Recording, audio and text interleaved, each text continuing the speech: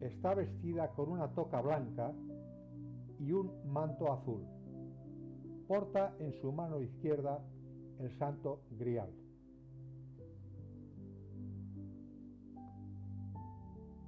En el arco triunfal está representado el Cordero nimbado y con el dibujo de la cruz, en cuya cara vuelve a repetirse el símbolo de los ojos, como visión apocalíptica.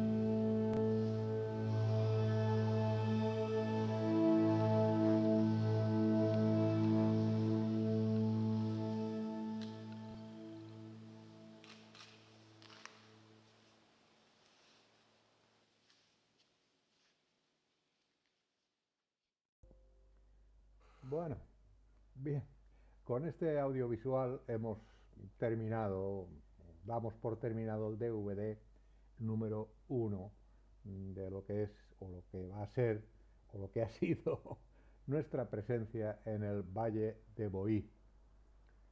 Tened en cuenta que yo soy un mero aficionado montador de vídeos caseros.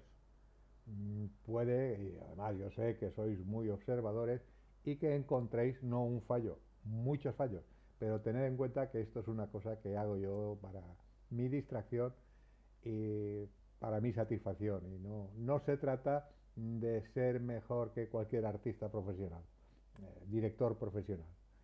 Se trata de que soy un mero aficionado y si hay algún fallito, pues ruego que por favor que me perdonéis porque, como os he mencionado, como os estoy diciendo, no soy ningún profesional y ya me gustaría. Muchas gracias. Hasta luego.